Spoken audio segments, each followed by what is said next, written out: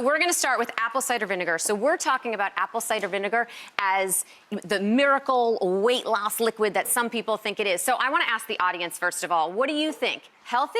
Or hype? Of course it's Or hype. Wait, healthy or hype though? Hands, I want to see hands. Okay, but generally speaking, I don't think anybody's gonna say that it's hype that vinegar is okay for you. Well, but taking apple cider vinegar shots for weight loss, I'm gonna say is hype. So here's the thing. But vinegar itself is just a lovely acid to add to absolutely. And recipes. I do keep it in my pantry, but here's the thing. Apple cider vinegar has been shown to help increase satiety. So it may make you feel a little more satisfied. It has also been shown to help control blood sugar levels. It also has some antioxidants and some amino acids in there. However, it's not necessarily the weight loss miracle that people, and exactly, and taking those shots may also burn your esophagus, and that is not gonna help anyone. My grandpa, a little old Sicilian man, he did drink vinegar, like he'd have a shot of vinegar, but I think it was you do have to be careful.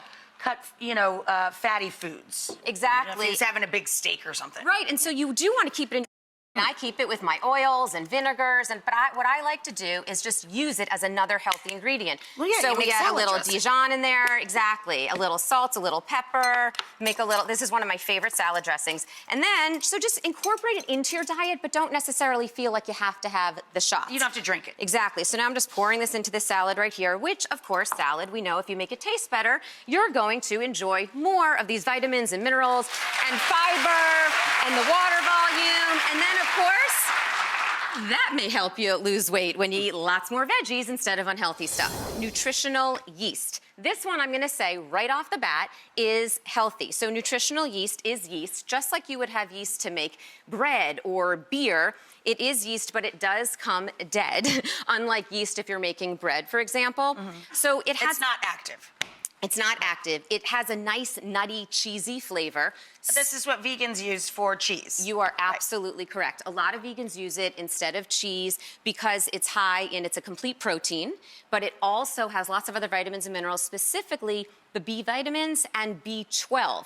B12 is mostly found in animal products, and it's important for a healthy nervous system, energy metabolism, the formation of red blood cells. People get B12 shots, right? When they want to increase their endurance or their energy level. You're absolutely correct. And since vegans might not have enough of that, it's very popular. But the one thing you do have to make sure of is that you really read the labels, because not all nutritional yeast is fortified the same. So if you're looking for it for that B12, you want to make sure you read the labels. And by the way, I eat cheese, but I still add this in, again, just as another healthy ingredient. What I love doing is adding it to some Brussels sprouts. Popcorn, Brussels sprouts with a little bit of balsamic vinegar. Yum. So that's like one of my favorite, putting it on roasted veggies. You can also add it to sauces and soups. That's the drizzle. You have to it's the drizzle. You got to give it a minute. You got to give it a little shake there you go.